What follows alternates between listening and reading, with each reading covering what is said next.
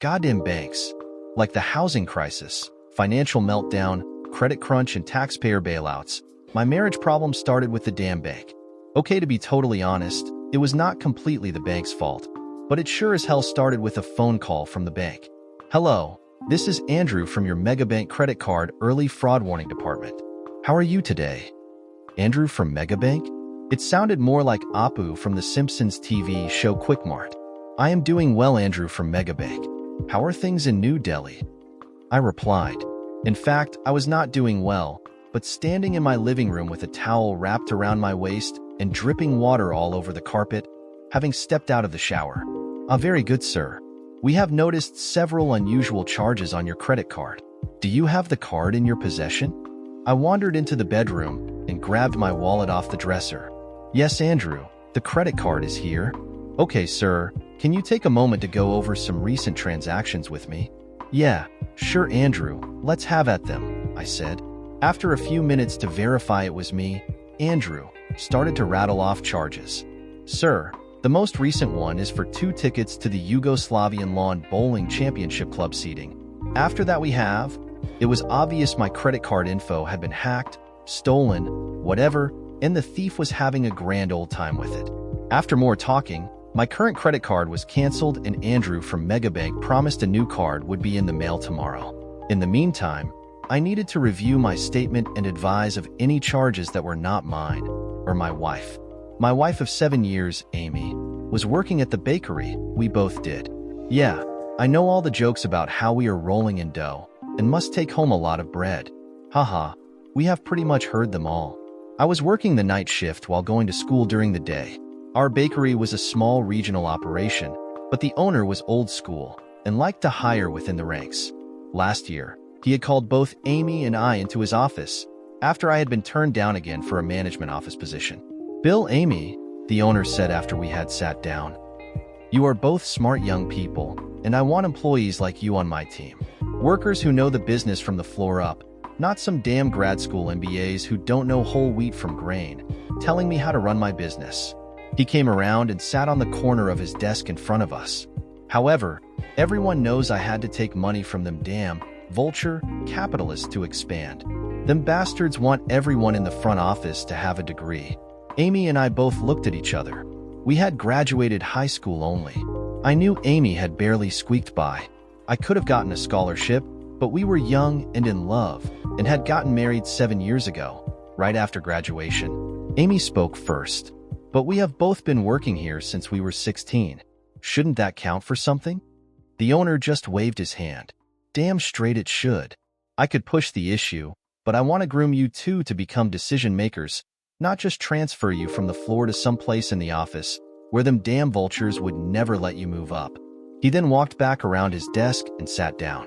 Here is what I propose. I'll transfer you to the overnight shift. Amy, you run the lines, and Bill, you supervise the loading dock. That will allow you to enroll at the university and attend classes during the day. I know it is going to be tough, but you are both young and strong. Plus, the university has a year-round, 3-year advanced business program. I cleared my throat before speaking up. We appreciate you thinking of us, but the funds? The owner just waved his hand at me. As per the new company bylaws, I cannot promise the bakery will pay you back. However, let me say that if you keep your noses clean and graduate, you will reap far more than the funds you spent for the degree. And so we had enrolled. I had no problem and did well. Amy was miserable, as schoolwork was never her strong suit. After a semester, she dropped out, returning to her former position on the day shift. Thus the reason why today I was sitting in front of the computer at 3 o'clock in the afternoon going over months of our credit card transactions instead of getting some sleep for my midnight shift. The combo of classes, bakery, and schoolwork pretty well drained all my energy. Amy took up most of the slack, doing the day-to-day tasks, from bill paying to housework. She really went all out trying to support me in her own way, putting dinner off until I rose for my night shift and packing my lunches with little love notes inside. I thought we worked well as a team. I prepared breakfast for both of us, as I was just getting home from the midnight shift when Amy was waking up. We often snuck in a quick love session before she departed for work and I headed off to class. Although we had talked in depth about it, I know it was hard on her with the added expense of tuition, But more important to Amy was putting off the family we had planned to start and the purchase of a house. Again, I thought how lucky I was to have a partner like Amy, who could see a better future for both of us with just a little present-day sacrifice. Turning my mind back to the credit card charges, it was easy to see the pattern of what was ours.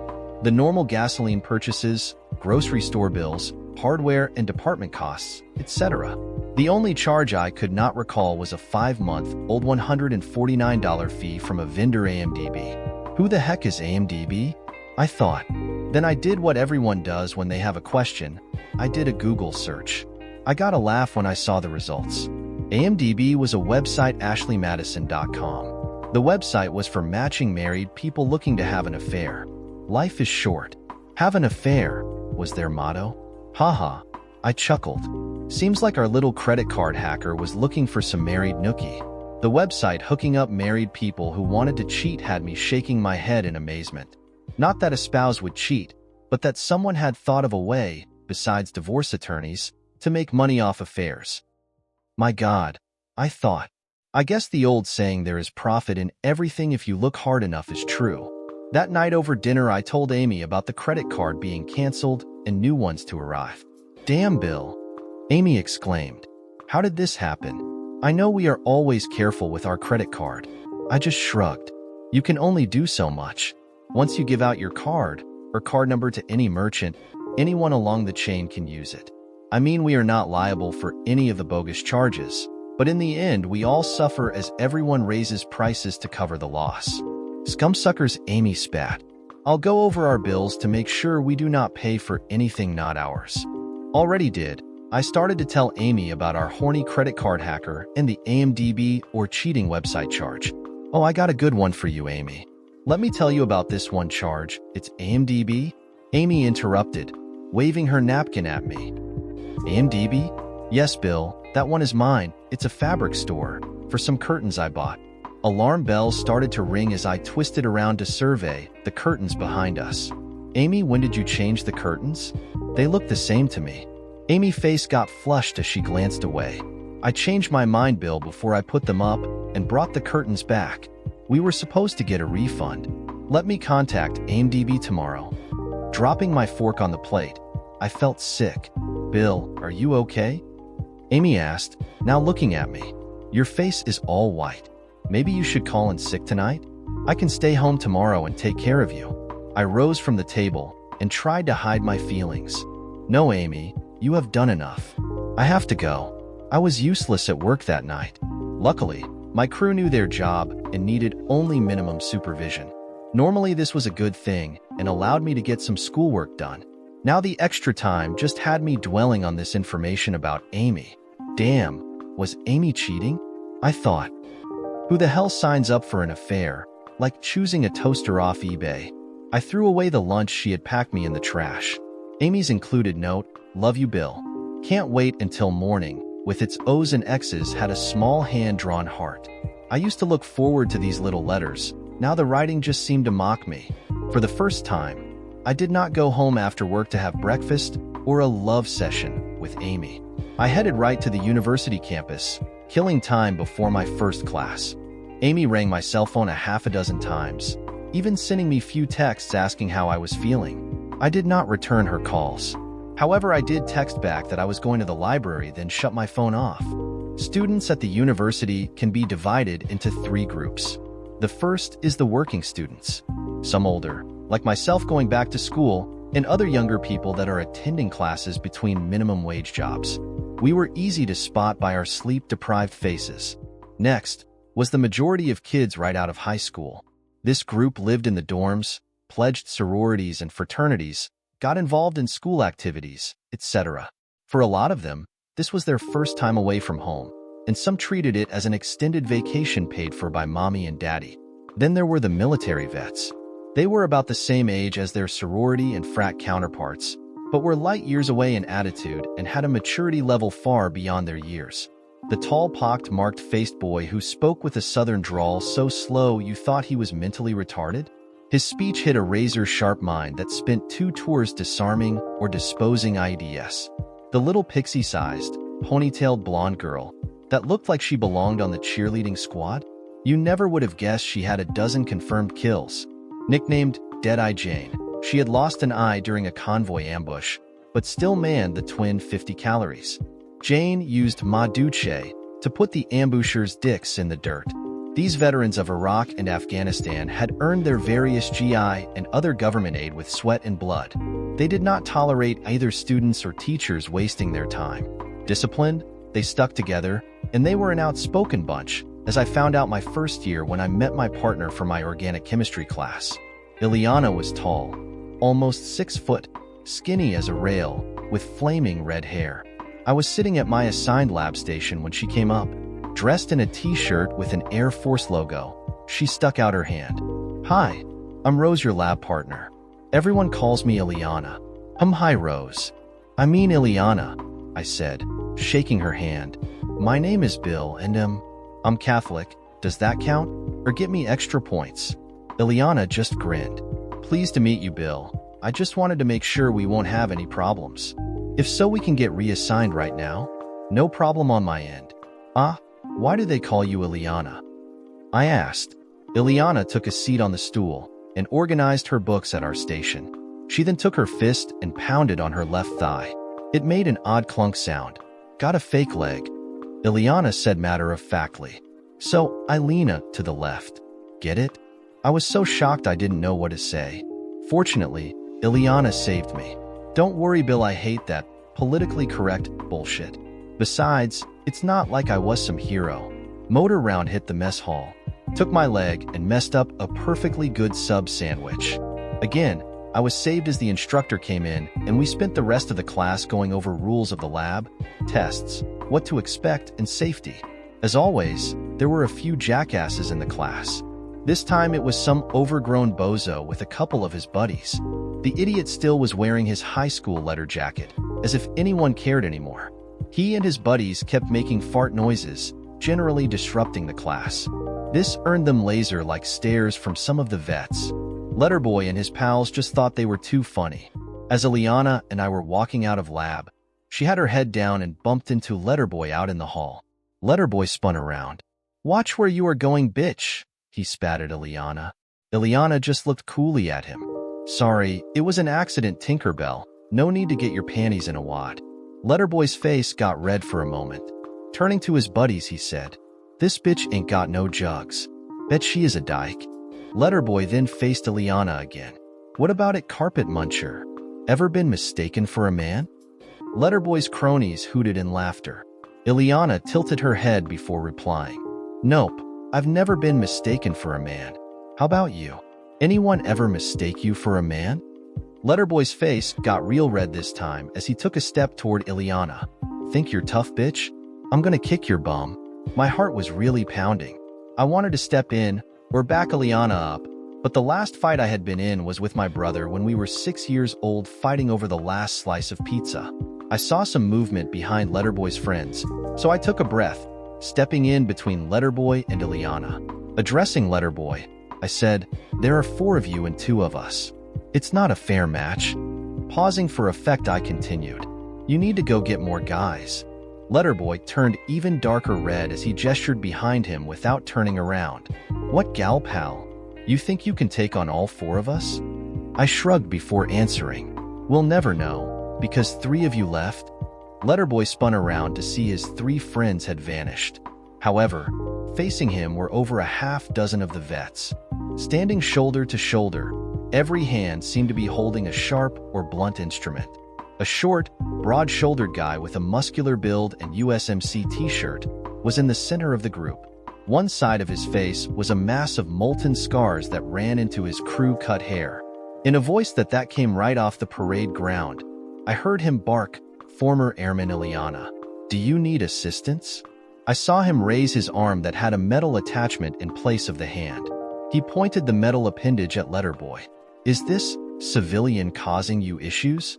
Ileana pushed past me, stepping face to face with Letterboy, who was spinning his head from the vets to Ileana, to the hallway. Staring straight into Letterboy's eyes, Ileana said in a low voice to him, "You want to scamper off and join your girlfriends? Or do we have an issue?" Letterboy tried to speak, but no words came out of his mouth. He just shook his head. Ileana took a step back and addressed the vets. "Thank you for your offer, but no assistance is needed. This gentleman was just leaving." Letterboy saw his opening and bolted from the building. That incident was over a year ago. Ileana and I became friends and study partners, having most of the same classes. My wife, Amy, did not like Ileana. That was back in better times. Now today, I was sitting in the classroom when Ileana plopped down in the seat beside me. This was a required class to satisfy our humanities requirement titled Psychology 103 Interpersonal Relationships, better known to most students as Nuts and 304s. Ileana looked closely at me. "You look like hell, boyfriend. Someone shoot your dog? Screw your wife? Screw your wife's dog?" I jumped at her statement, and Ileana's eyes opened wide. "Bill, I know you don't own a dog, you." Ileana was interrupted by the entrance of our professor. He clapped his hands to get everyone's attention, then started writing on the board. "Today, my young charges, we are going to discuss Chapter 8, Interpersonal Relationships in the Traditional Marriage." Some say the traditional marriage is dead, or at least doomed, mainly due to shifting economic conditions and opportunities for men and women. You ladies today now have a chance to be as equal as men. But is that a good thing?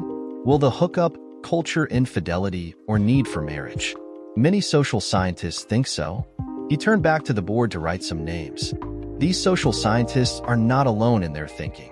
In 1992, author Dalma Hayek filled the erotic silence of the American wife with what at the time seemed like heresies, stories of women whose lives were not ruined by having affairs. She chronicled women who were not sorry, who were not punished for having sex out of wedlock. 2 years later, in Tempted Women, The Passions, Perils, and Agonies of Female Infidelity, Carol Botwin called adultery the fastest-growing women's sport and attributed its increasing popularity, in part, to women having their own jobs, money, power. She called these women the groundbreakers. I could not take it anymore. Grabbing up my books, I fled the classroom. Ileana caught up after class with me, sitting on a bench outside the student union. Dropping her stack of book next to me, Ileana sat down. "Okay, Bill, spill it. What's the sitrep?" While listening to my tale, Ileana opened up her laptop and was typing away furiously. After I finished, Ileana held up her hand to prevent me from speaking. After a few minutes, she spun her laptop around to face me. She was logged onto that cheating website. "Bill, we need to get more intel on the situation. It says here you can sign up for everything from cybersex to chats to full-out anonymous sex. So we are not sure if your wife has done anything." "Great, Ileana," I said dejectedly. "My wife may only be having sex online. What a comfort. Don't change your major to marriage advisor." "Jesus Christ, Bill," Ileana snapped at me. "If your balls and brain shrink anymore, you'll be a member of Congress. Now listen up, you need to get her website username and password. Odds are it is on her smartphone. Do you know Amy's smartphone password?" Amy's smartphone password is 1234, same as the day she got the phone. "Perfect, Bill. Grab her phone tomorrow and put a piece of tape on the battery. She will think the battery needs recharging. Grab the SIM card and bring it to me." "What then?" I asked. "We will make a plan when we find out more." Ileana closed her laptop. "Oh my God, I hate cheaters," she muttered. "I saw so many people over in the sandbox that got screwed over. Goddamn Dear John letters and emails were as common as mail call. Relationships from a year to decades got screwed over. So many guys got blindsided. I do not know who were worse, the bitches who abandoned their guys from one half a world away, or the 304s that cleaned them out when they got off the homeward plane." Ileana got up, pulling me to my feet. "Now buck up, I'll give you my psych notes. Come on, we got 3 more classes today." Feeling more like a dead man than a student, I let Ileana push me toward our next class. When I came home from school, Amy's car was in the driveway. I walked in the door to hear her vacuuming upstairs. Seeing Amy's cell phone in the charger on the kitchen counter, I took the opportunity to unplug the charger, put a piece of tape over her battery contacts, and grab her SIM card. I had just finished when the vacuuming stopped and I heard Amy call out, "Bill? Bill, is that you? Are you okay?" "I'm in the kitchen, Amy," I answered. "What are you doing home from work now?" Amy came flying down the stairs. "Bill, I left work early. I was so worried when you did not come home this morning, and then you were not answering my calls. I wanted to make sure you were okay." With that, Amy put the back of her hand to my forehead. "You feel a little warm. Are you running a fever?" "No, I am fine, Amy. Just tired. I'm gonna grab a shower and go to bed." Amy gave me a little smile, then grabbed me. "Want a little company in the shower? I missed you this morning." I was not in the mood. "Maybe later, Amy, after I wake up. Right now all I can think about is sleeping." Amy gave me a peck on the lips. "Okay, Bill, but you owe me." I had no reply as I headed toward the shower. That night at work, Ileana showed up with a small guy with thick glasses. "You get her SIM card, Bill?" Ileana asked. "Better. I got her whole cell phone." Amy thought something was wrong with the charger, so she gave me the phone and charger. "Cool," Ileana said, handing over the phone to the guy with glasses. "This is my friend from over there. He does stuff with electronics and computers."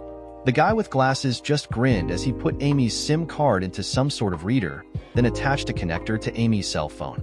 "Great. I am a level 6 cryptologist with a master's degree in electronic engineering and my own security software consulting business. In what respect do I get? He does stuff with electronics and computers. Blah, blah, blah," Ileana said. "Can you do this?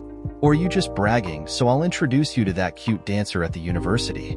"Done," Glasses said, pulling out the SIM card and disconnecting Amy's cell phone. He then handed them over to me along with a USB stick. "Everything is on there you need to know. Passwords, call logs, texts. If it was on the phone, you got it now." "Thanks," I said, escorting both Ileana and Glasses to the parking lot. I told my foreman I would be in the office doing paperwork and only to disturb me if it was critical. Stealing myself, I inserted the USB into my laptop and prepared for the worst. A few hours later, I was drained. Every time I thought it could not get worse, it did. With the phone info and username, password, I was able to log into the cheater's website as my wife, Amy, plus use her phone info to view all her text history. Not only was Amy having cybersex in chat rooms almost every night, but her texts had her meeting guys around town at least once a week. Amy's actions followed a set pattern. Chat room conversations filled with overtones of role-playing and other actions she had always rebuffed me at. Then if her texts were any indication, she was carrying out sex acts with strangers at various encounters. Hell, Amy often hesitated at just giving me a B-job, yet she was giving B-job to guys under tables in the middle of restaurants and getting screwed in the back seats of cars in public parks. I do not know if it was any consolation, but it never seemed to be the same guy twice, although most of her sex buddies flooded her text account begging for return get-togethers. Like a train wreck, I could not take my eyes away from the screen detailing Amy's actions. Only when one of my guys knocked on the door to let me know they were clocking out did I see what time it was. Ileana was waiting for me outside the building to our first class. For the second time, I had skipped my breakfast with Amy. Ileana saw it in my eyes before I even said a word. "That bitch," she spat. "Well, you know the layout now, Bill. What are you gonna do?" I sat down on a bench. I felt weary, like I had run a marathon. "Oh, Amy is gone. We are finished." I put my hands in my pockets. I just feel so screwed. I really thought she loved me. We have been together forever, going to live happily ever after with the white picket fence and 2.5 kids, plus the dog named Rover. Damn, my whole relationship with Amy was all built on lies. Ileana swatted me on the shoulder as she said, A relationship built on lies? I thought that was the very definition of marriage." I gave her a sour look before replying, "Right now, Amy and I don't have much, so it's not like there is anything money-wise to fight over. It just pisses me off that Amy is going to walk away from this scot-free, while I get to be the cucked fool. Bill, listen, Amy is gonna really regret her actions when she finds out, you know." I looked at Ileana. Sure, Amy may be upset she got caught, but so what? In a couple months or a year, Amy will get over it, latch onto some other sucker or one of her better sex buddies. I'll still be the goddamn fool. Shit, I wish there was some way to make her pay for it. You know, pay for it, but not go to jail. Ileana looked at me a second, then said, "Let's mind screw her." I was confused. What the hell are you talking about, mind screw her? Ileana was almost giddy with glee. "Bill, you said you have been with Amy forever. What is she afraid of? Her deepest fears? Getting old? Ugly? Wrinkles? I looked at Ileana and said one word. Fat. Fat. Ileana repeated. Yeah, fat, I echoed. Amy's mother is over 300 pounds. She is nicest lady in the world. Everyone loves her. Hell, Amy's mom is one of the things I am going to miss when we split. Bill, that is nothing, Ileana countered. Every girl over the age of 12 thinks she is too fat. No, you do not understand, Ileana. All of Amy's aunts and relatives are north of 250 pounds. Amy was a chubby girl growing up. She got teased all through junior high and most of high school before she lost weight. Amy is deathly afraid she is fat, getting fat, or going to be fat. It is like a phobia with her. Ileana had a gleam in her eye. Bill, let me think this over. That bitch Amy is not going to screw over one of my friends without some payback. 2 days later, I was in the bedroom. I had just vacated the shower after returning home from my night shift and was getting reading to head to class. Darn it! I heard Amy exclaim from bathroom. A few seconds later, Amy walked out. Bill, can you check the scale? It says I gained 4 pounds. Darn thing must be broken. Now I knew the scale was working correctly, as I had adjusted the digital scale to be 4 pounds heavier before I left for work last night. Amy, the scale is fine, I lied, shouting to Amy as I stood on the scale. In fact, I even lost a pound. As Amy re-entered the bathroom, I quickly stepped off the scale as the readout returned to 00. Bill, do I look fat in this? She asked, buttoning up her slacks. What? You mean in this room? I replied, squeezing by her. That is not what I meant, Bill, and you know it. Amy snapped at my back. I gave no reply, so she tried a different tack.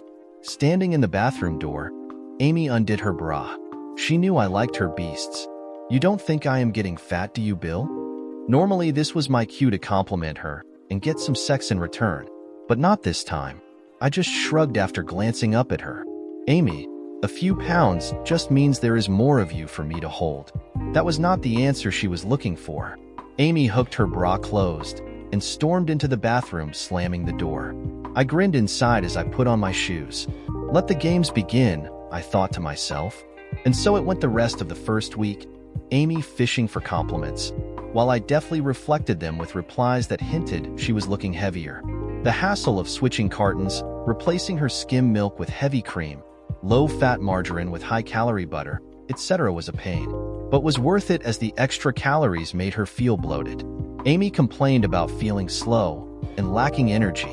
I even started calling her Butterball. It was a name Amy hated and loved. Her late father had given her the nickname as a small child, so it brought back good memories. However, it also was what some teasing classmates had taunted Amy with, so it also tended to make her depressed. Meantime, Ileana was monitoring Amy's cheating website account and her phone text messages via one of the 2 cloned phones of Amy's we had. After class midweek, Ileana gave me a rundown on Amy's activities. She is still in the chat rooms every night, but not having as much fun as before. I gestured to Ileana with a give it up motion. Well, Bill, I have been deleting most of the requests she gets, only letting through the real wackos and creeps. I also signed up as a male several times with different ISPs. I have been sending Amy requests about liking her size and looking for extra large ladies. I shook my head. You do play dirty, Ileana. No more dirty than what that cheater Amy is doing to you. Ileana huffed as we headed off to class. That Friday night at work, I got a call from Ileana. Bill, just thought you would want to know your loving wife arranged for a date tonight. That little sneak. I swore into the phone. I want to wring her neck. No worries, Bill. I took care of it. I sent one of the drag queens from the campus chapter of the society to meet Amy's date. I almost choked as I laughed into the phone. You sent a drag queen in place of Amy? That is hilarious. Ileana was laughing also. Not just any drag queen either. A 6-foot, overweight drag queen. I think he still had his 5 o'clock shadow when he showed up and claimed to be Amy. Tears were coming from my eyes as I tried to stifle my mirth. Jesus Christ, how did Amy's date react? The dumb pig must have been in a state of shock. You would think so, replied Ileana, but that is where I think things kinda backfired. Amy's date ended up going home with the drag queen. He just texted me. Seems like they are both having a good time. Well, at least someone is happy, I said. My God, what kind of crazy cooks are on that website anyway? That 304 of yours, Amy, for one, Ileana came back with. I winced. Touché. Speaking of the 304, what happened to Amy? Amy showed up fashionably late, but the two lovebirds had left by then. She hung around for about an hour, texting furiously, which I blocked. I guess Amy finally figured she'd been stood up and left. Could not have happened to a better person, I said. Then noticing one of my crew gesturing at me, I made my goodbyes and hung up. The second week, I was getting some sleep for the night shift, when I woke up with a naked Amy atop me. Glancing at the clock, I saw it was early evening. I had about 2 hours to go before I got up for my night shift. Amy and I had not had sex in over a week, the longest ever for us. She must have been extremely horny as Amy knew how little sleep I got. Amy was always so quiet, and went out of her way to make sure nothing disturbed my slumber. I am sorry to wake you, Bill, Amy said in between kisses, as she lay on my chest. It's just I have missed you and I being together so much. With that she reached down for me. Amy, I said, can we try another position? You are crushing me a little bit, making it hard to breathe. Amy froze in her position astraddle me. Her face became a red mask of fury. She rolled off me, jumping off the bed. Use your own goddamn hand, Amy said, stomping off. Go to hell. Apparently not. I thought as I rolled over and tried to get in a few more hours of sleep. Later that same week, Ileana showed up at my door with a tiny, much older lady who was wearing a vest full of pins and sewing needles, plus scissors and a tape measure. A pair of reading glasses was perched atop her sharp nose. Ileana bustled right past me with the women into the house. Bill, this is my friend. Ileana began pointing at the older lady. She is a senior seamstress for the university theater. She has agreed to help us. Ileana turned toward the lady. Their clothes are in the bedroom closet, first room down the hall to your right. Once the older woman was past and out of earshot, Ileana said to me, her only son committed suicide after his wife cheated on him, then left him with nothing in the divorce. I was still confused. What does that have to do with? Ileana just waved at me as she walked toward the bedroom. I was astonished when we entered my doorway. Amy's clothes were spread out on the bed. In a speed I did not think possible from a human, the older lady was snipping, cutting, and sewing. She was whipping different types of threads and materials around in a blur. We watched for a while, then Ileana explained what was going on. On some of your wife's clothes, she is just snipping a few threads off the buttons. They will pop off about halfway through the day. Other buttons she is moving in to make it seem like the outfit is fitting tighter. On clothes with only zippers, she is tightening up the darts to make the fit smaller. Will this work? I questioned, while the human sewing machine worked at a blurring pace. Ileana just smiled at me. The next day, Amy woke me up as soon as she got home. She was in tears. Bill, it was awful. Just awful, Amy said, burying her head in my shoulder. I was at a floor meeting in the bakery. Everyone was there. It was my turn to speak, and when I stepped up with the new procedure, my buttons popped off my slacks and 3 off my blouse. Everyone started laughing. Some of the stupid men started making winking sounds. Amy wiped her eyes. The supervisor said I should stop eating all the company's profits. It was awful. I patted Amy on the shoulder. Now, Amy, I am sure he was just making a joke. Why do you not just wear something else? You have a closet full of clothes. This made Amy wail more. I am too fat for my clothes. Nothing fits anymore. So what, Amy? Just go pick out a new wardrobe. This again was not the answer Amy wanted to hear. She pushed away from me and once more stomped out of the room. Was I being in pig? Did I mention Amy was still going into the chat rooms, or had thrice more set up dates during this time? Fortunately for me, Amy's dates had all been thwarted by the appearance of Ileana's drag queen friends from the university group. Unlike the first time, all of Amy's other dates had run like hell when the drag queens showed up and introduced themselves as Amy. Some of the men left skid marks. The kicker came around the end of the third week on Thursday. Ileana introduced me to a guy. He was stunningly handsome. I mean movie star good looking. Over 6 foot tall, blonde hair, perfect white teeth. with a square jaw and a broad-shouldered physique you knew contained a set of six-pack abs. Damn guy should have been on posters in men's clothing stores for active wear. As we shook hands, Ileana made the introductions. He is from the university acting troupe. He is going to be Amy's date tonight. I pulled my hand away from his and stared at Ileana. Don't worry, Bill, Ileana said, swatting my shoulder. He is also VP of the university group. I gave a sigh of relief. Thank God, I said as I looked up at this 6-foot-plus Nordic god. The god gave me a smile. Then in a deep baritone husky voice that probably got every heterosexual females aroused, he declared, "Sorry, I do not sleep with married guys." Ileana laughed at both of us. Okay, break up this love feast. Bill, I sent Amy his headshots to lure her in. I have also been chatting online with Amy the past few days as him. Ileana jerked her thumb toward the god. They are going to meet tonight. I'll send you the audio file. The audio file from that night was brutal. Amy kept trying to get him out into the parking lot, men's restroom, coat closet, anywhere for sex, offering him every hole she had. The god kept telling Amy he was not into big women. I was embarrassed for Amy, as she protested she was not overweight. She was begging him to let her give him off B-job under the table, right there to see what he would be missing. It climaxed with the god telling Amy he was not a chubby chaser. However, if she ever dropped some pounds to give him a call, and she might want to start now by not putting so much cream in her coffee and laying off the bread sticks. The audio file ended with a sobbing Amy rushing from the table. I listened to the audio twice before a problem at one of the loading bays took up the rest of the shift. It was Friday afternoon at the library before I got a chance to talk with Ileana. How was Amy this morning? Ileana asked as we sat in a study room. She looked awful, I replied. Amy's eyes were all red, like she had been crying all night. She wanted us to go to her mother's this weekend, but we have that psych field trip at the zoo tomorrow. It pisses me off because I think she is just going up to her mom's to find a new group of playmates for sex. Ileana pulled out her clone of Amy's phone. I don't think so, Bill.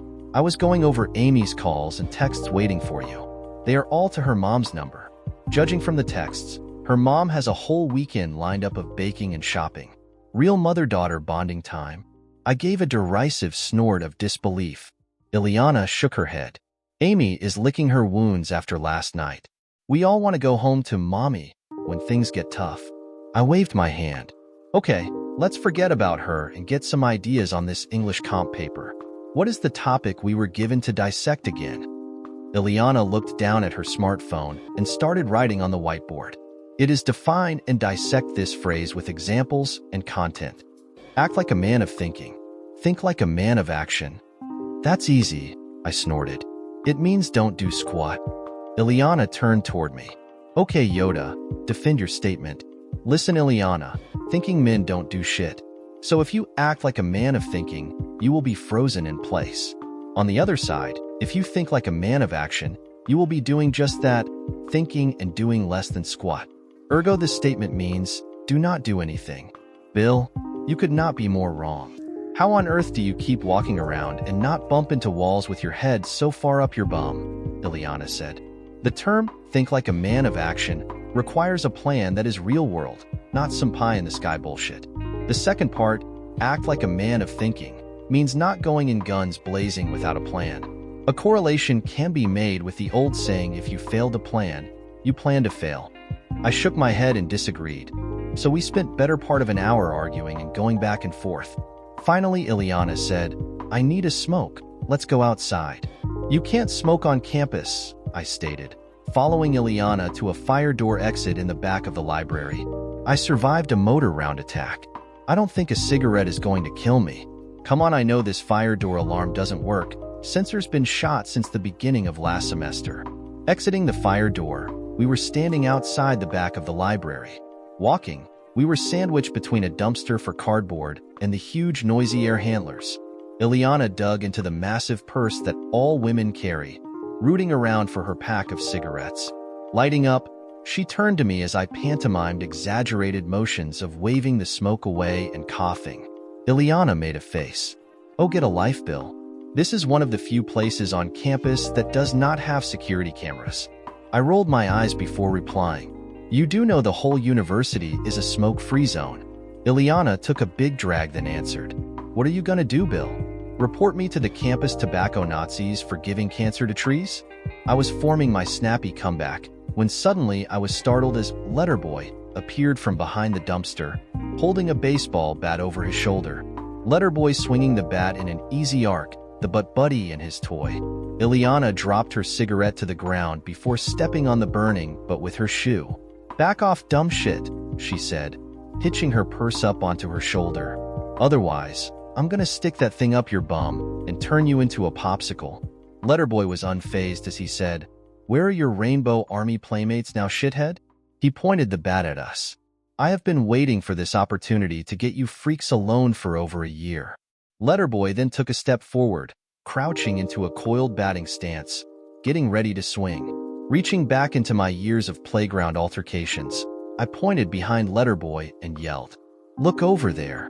I started waving my hands over my head while wildly shouting, "Over here! Over here! Help, help!" Just like the bullies when I was back in grade school. I saw the hesitation in Letterboy's eyes. He turned his head around to see who I was pointing and waving at. Of course, there was nothing or nobody there. Normally, back on the playground, this would have been the moment at which I would have run away. The vacillation giving me a head start that always allowed me to reach the safety of the nearest schoolyard monitor. However, this time running away was not a good option. So instead I let out a primal scream, launching myself at Letterboy and yelling, "Run, Ileana, run!" Using all the vast fighting experience I had gained watching hours of big-time wrestling as a kid, I latched onto Letterboy's back, wrapping my hands around his head, my forearms covering his eyes and locking my legs around Letterboy's chest. I was sure this modified sleeper hold would have Letterboy unconscious and out like a dead light bulb in mere seconds. Now what they do not tell you as a kid when you are watching big-time wrestling. And this is so important I feel it should be in bold letters before each match. Is this? If your opponent has over 50 pounds of muscle and 8 inches on you, that after a few moments of surprise, he can easily pull you off his back and fling you to the ground with minimal effort. I was lying on the ground with the wind knocked out of me when I saw Letterboy standing over me with the baseball club raised over his head like Conan the Barbarian. My muscles refused to respond as I was trying to roll away from the coming blow. Just before the air handler kicked on, obscuring all other sounds, I heard gunshots ring out. Abruptly, Letterboy fell to the ground clutching his thigh. I looked up to see Ileana in a combat stance with an automatic handgun in her grasp. The pistol slide was locked in the open position. She started shaking the firearm, grabbing the slide with her left hand. The air handler wound down and I heard Letterboy moaning and Ileana shouting, "Got him, moron, WAP 9. I can't believe this prick jammed on me." I rolled over getting onto my hands and knees before saying, "Ileana, what the hell did you do?" Letterboy looked up and yelled, "That bitch shot me." Ileana stopped trying to clear the jammed pistol and walked toward Letterboy and myself. "No shit, Sherlock, I capped your bum. What kind of dumb moron brings a baseball bat to a gunfight?" She shook the automatic in his face. "You're lucky this piece of shit jammed. I was aiming for your balls and should have had a dozen more chances to hit my target." Letterboy looked up. "You 304. How the hell am I going to play ball now?" Ileana tapped the leg Letterboy was holding onto with her foot. "Jesus Christ, you big sissy. You want some cheese to go with that wine? Damn round didn't even hit bone. Looks like a through and through. See that scratch has stopped bleeding already." Letterboy took his hands away from his leg and saw the blood stain on his pant leg was indeed not growing. This gave me an idea. Shuffling over to Letterboy, I commanded, "Give me your wallet." He looked astonished. "You going to rob me? First you shoot me, and now you're going to rob me." "No, I am going to save your bum," I said. "If we report this little incident, the least of your worries will be losing your scholarship and getting expelled. You should be more concerned about assault charges and prison time. A nice young white boy like you will make some cellmate a great wife. Let you learn the true meaning of but buddy." Letterboy pulled out his wallet and threw it to me. "No, dude, no. Take my wallet. I won't say shit. Really, man. Let's just forget everything." I handed the wallet to Ileana and took away her gun. "Not so simple, pal. You gotta go to the hospital and get that wound looked out so it does not get infected. Hospitals are required to report all gunshots to the police. Letterboy started whining. Oh dude, I am so screwed. I tapped his face. Not if you pay attention and do what I say. I kneeled down in front of Letterboy. You are going to wait 20 minutes, then dial 911. When the cops show up, you are going to say you were taking a shortcut out of the library back to the baseball field and got jumped by 3 guys. Being the tough man you are not going to hand over your money without a fight. In the struggle you got shot. A visible sign of relief came over Letterboy's face. Yeah, that'll work. Thanks, man. I won't forget this. I got up. You should forget this, but I'm sure you'll be a big hero, I said dryly. Now wait 20 minutes. Got it? Letterboy just nodded. I saw Eliana had a puzzled look on her face as I grabbed her arm and pulled her away toward the parking lot in my car. We were driving toward my place. Eliana was furious when I broke the pistol into its smallest components before tossing the pieces in various dumpsters and ponds. Also ramming a rat tail file from the car's toolkit down the barrel to scar up the rifling, then marking up the firing pin to eliminate any possibility of ID from the round or shell casing. I threw the cash from the wallet out the window and tossed the wallet with its credit cards in an alley homeless guys were known to frequent at night. I would not let Eliana speak on the trip, so she was livid when we finally got into my house. What the hell was that all about? Eliana yelled. She was all up in my face. Why are you doing any favors for that high school butt plug? The prick attacked us. Clear self-defense. Jack off should be in lockup, having his a-hole stretched and getting facials. I gently pushed Eliana away.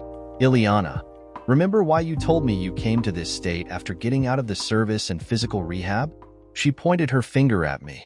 But don't change the damn subject. I want to know. Eliana, I interrupted her. Those liberal politicians you love so much have some odd views on self-defense. Eliana gave me a questioning look, so I continued. In this state, you cannot just use force to defend yourself. You must make all attempts to exit the situation before using any type of violence, including mace or other self-defense paraphernalia, and certainly not a gun. This is one of the few places that if a bad guy breaks into your home, you must flee the premises. Bill, that is nuts. I just shrugged. Did you have a permit or registration for the gun? Or a license to carry that cannon around? Eliana shook her head. I tried. Got rejected twice. They did not even read my application. Just said I had no valid reason. I nodded. So Eliana, you were carrying around an unlicensed, illegal firearm. But Bill, I held up my hand to stop her. Listen, you never tried to flee the situation. We're carrying an illegal, unlicensed firearm around and shot a guy without giving him any warning. He only had a baseball bat. You would have been looking at getting a bigger sentence than him. I shook my head. Even if the DA decided to not charge you, the school has a zero tolerance about firearms on campus. You would be automatically expelled, plus forfeit your government aid and any other student assistance. I can't believe this, Eliana said, throwing up her hands. Are you sure about this shit? I just grinned. My late parents were too hippie, dippy, turn the other cheek, Gandhi, pacifist, violence never solved anything type of people. Plus, they were both community action attorneys who helped write the state's laws on this issue. Hell, we never had any money because they were always fighting windmills. We're at a protest somewhere trying to save the world. So what do we do now, Bill? I pushed Eliana toward the bedroom. You are going to take a shower to get any gunpowder residue off you. Then I am going to wash your clothes with ammonia to also get rid of any residue. Eliana did not even blush as she stripped. Eliana was tall, but had the build of a 12-year-old boy. The only difference being the artificial leg. I do have to admit the prosthesis was interesting. Suddenly, I felt ashamed of myself for the little pity party I have been having concerning Amy and I's tribulations. Here Eliana had endured much more trauma. Comparing our two circumstances was like the difference between an insect bite and, well, an amputation. Yet it was Eliana who was helping me. I was supposed to be a grown man, not the world's biggest crybaby. She had been right in her assessment of the phrase, think like a man of action, act like a man of thinking. I was thinking like a crybaby and acting like a spoiled child, not a man. Bill, are you staring at my bum? Ileana's words brought me out of my thoughts. No, Ileana. I was looking at your leg. She tapped the leg with her finger. Yeah, it is a pretty impressive piece of hardware. Microprocessor controlled, gyro-stabilized, with pressurized sensor feedback and a rechargeable long-life battery. I am glad the government picked up the tab. This bad boy cost more than a new Lexus. They gave you a choice? I mean, a Lexus has great resale numbers and top value when you trade it in, I said. That must have been a tough call to make. Ileana chuckled as she took off her shirt while walking. You sure this is not just a ploy to get me naked? Yes, Ileana. I arranged for my wife to have affairs and convinced an overgrown adolescent to attack us, knowing you would shoot him with an illegal firearm. Also, I could see you naked. Because God knows, only half of the world's population has the same equipment as you, which I have seen almost every day on another female for the past decade. Ileana gave a laugh as she reached the bathroom door, stopping to hand me her socks. Then Ileana turned to me. Bill, that was pretty ballsy of you jumping on that guy like that. Really, really stupid, but still ballsy. What would you have done if I had not had the gun? I had my arms full of her clothes, so I said, actually, Ileana, my first choice was running away. Ileana gave me an odd look. You are not exactly the athletic type. You think you could have outrun him? As I headed to the laundry room, it was my turn to laugh. I did not need to outrun him, Ileana. I just had to outrun you. The next morning, I met Ileana at the monkey house of the zoo. After the adrenaline rush of yesterday, I was so wiped out that I had called in sick to work for the first time ever. Today, Ileana and I had our field experiment foresight class. It was observation on how stimulus affects the interactions of parental node in an outside environment. We were going to stare at families with small children from close by and see how the parents reacted. I thought it was creepy to act like some perv, but it was all in the name of science. Ileana, who was holding the small video camera, turned to me after an hour at the monkey house. Bill, this is not working. Sure, there are lots of families with small kids around, but so are tons of other people. It is too crowded and noisy in here. We are just another couple of faces. I agreed. So we wandered around the zoo until we found the perfect venue. It was the African painted dogs exhibit, also known as the Cape hunting dogs. The zoo had almost 24 of these animals that looked like your average mutt that stood about 3 feet tall with multicolored spotted coats. There was always a small group of young children gathered to watch the antics of the dogs from a wide bridge about 10 feet above the enclosure. As these multicolored African painted dogs acted like a bunch of playful puppies, I guess it reminded the small children of their own pets as they pointed and clapped with glee. So we started our experiment. After a while, both Ileana and I knew what to expect when we got close to the families and stared at the children. The reactions fell straight down gender lines.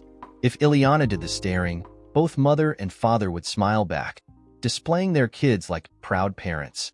When I did the staring, mothers hurriedly corralled their children protectively and hustled them away.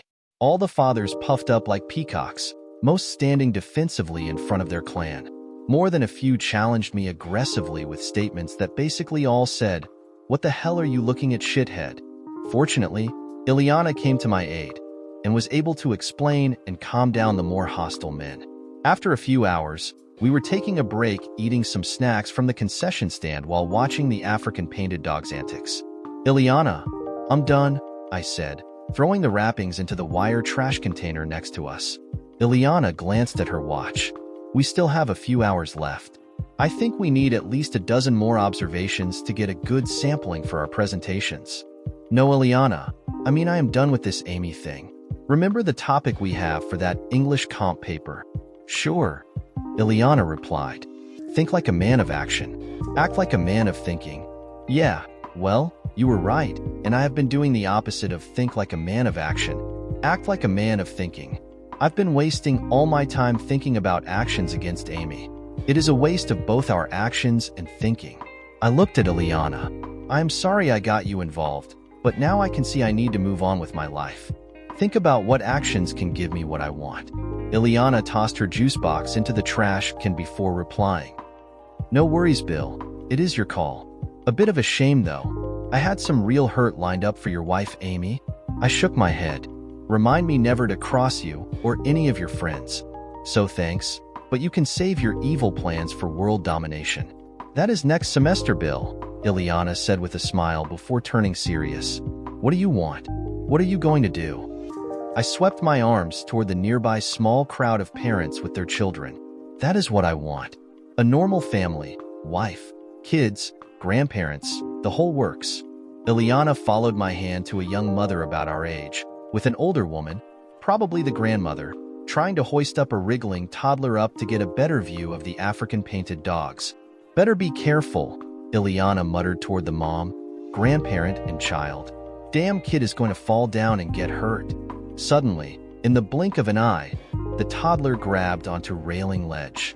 He pushed himself out of his mother's grasp and pulled himself over the edge. I watched in horror as the child fell down over 10 feet into the pit with the wild dogs. The mother started screaming. Both Ileana and I, along with everyone else, ran to the edge of the railing to see the boy lying in the dirt 10 feet below us. The toddlers sat up and started crying. The wild dogs, originally startled by the boy's fall, were now regrouping in a pack. People started dialing on their cell phones, while others ran off to find a zoo employee. Them damn dogs are going to tear that kid apart, a man next to me said, covering his daughter's eyes. Ileana started to reach into her purse, then she turned on me. God damn it, Bill. Now I need that gun. The dogs were snarling and started advancing on the child, who was standing up with his back to the dogs, reaching up toward the railing and wailing pitifully. I grabbed the mesh metal trash can and threw it over the railing, aiming for the lead dog. The trash can missed the animals, smashing down in between the crying toddler and pack. This scattered the dogs for a minute, but they regrouped, beginning their snarling advance on the little boy again. Where the hell are the damn zoo people?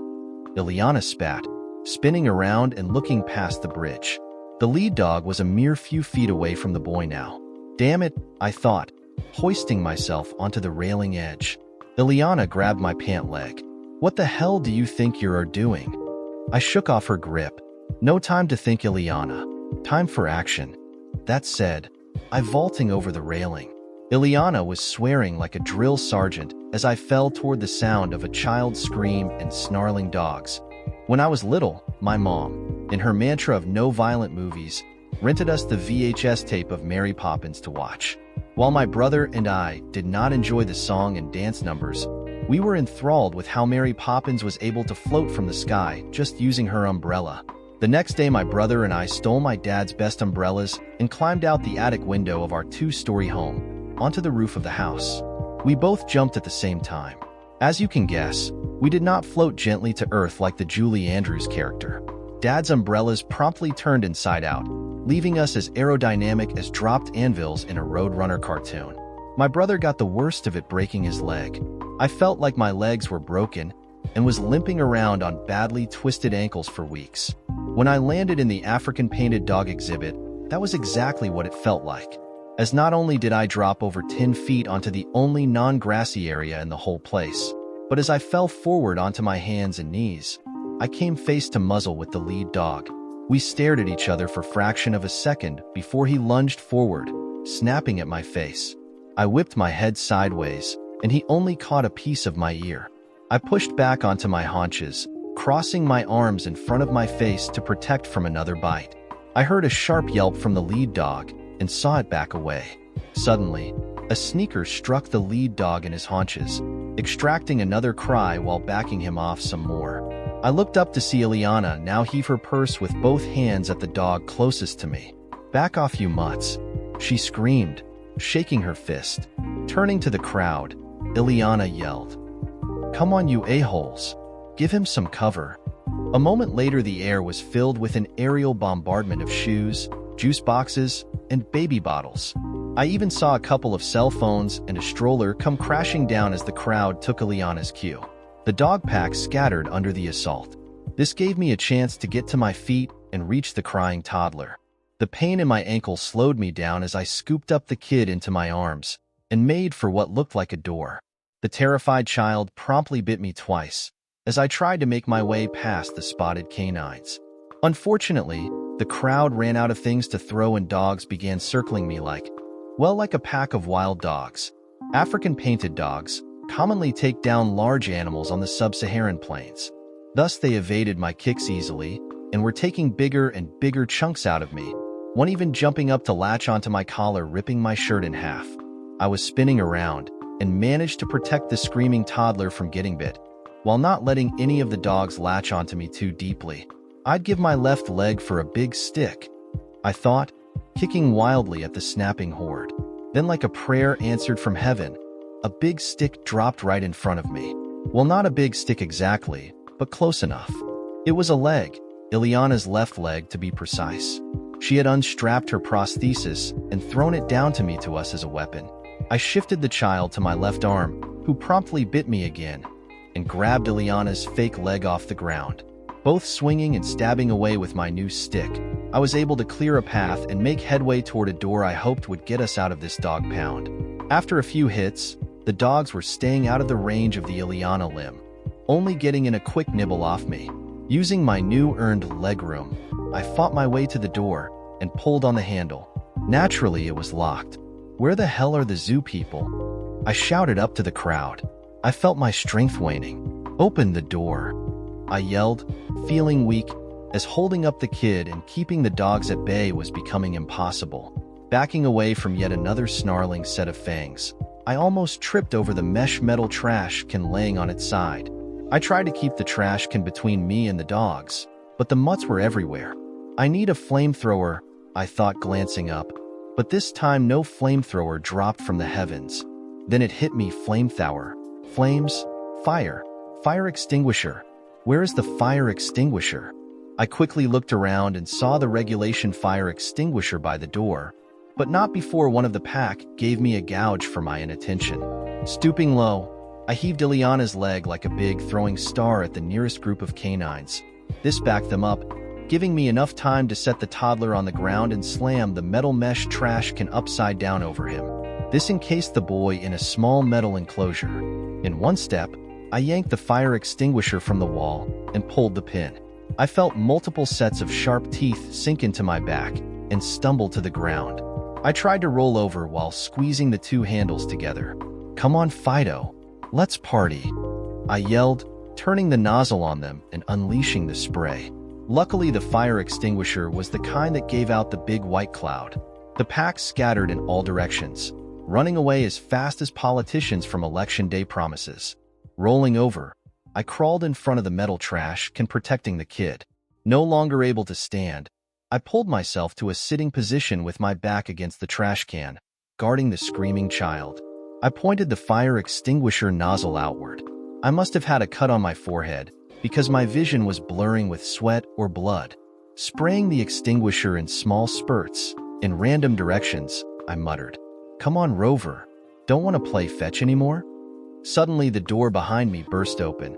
It seemed like a million people dressed in padded suits just appeared around me like magic. Some were dragging firehouses and spraying them all around like water cannons. Last thing I remember was one of the clowns in a padded suit stepping on my foot.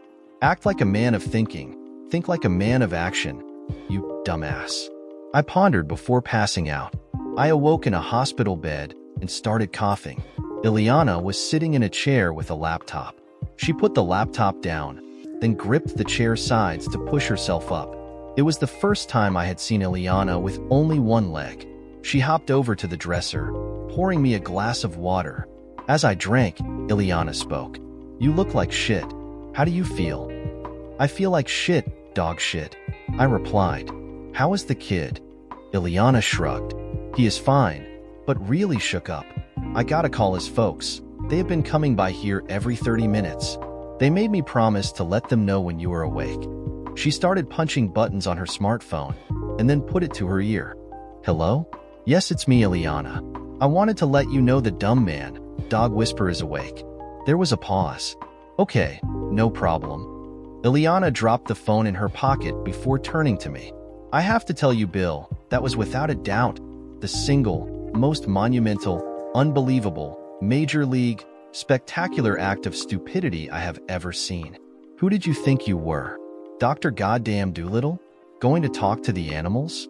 She was talking tough, but I felt she was just letting off steam from the tension.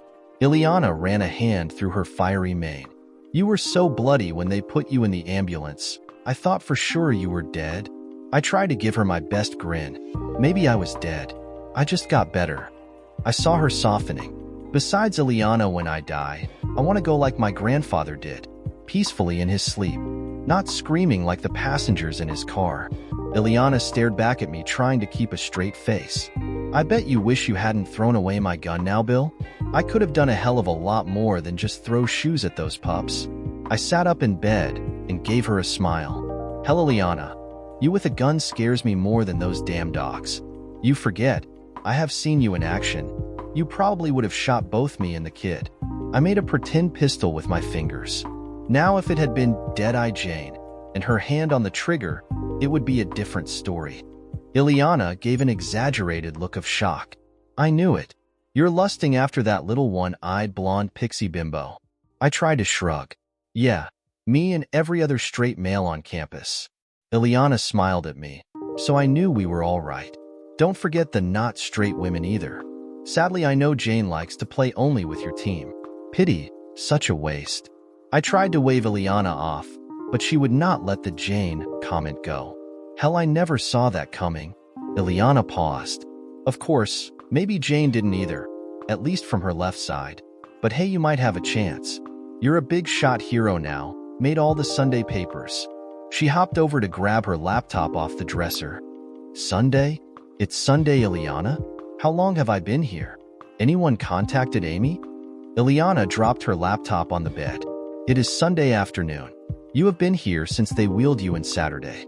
The docs pumped you full of plasma, gave you a bunch of stitches, plus have you on some wide-spectrum antibiotics to prevent the bite infections you picked up from spreading.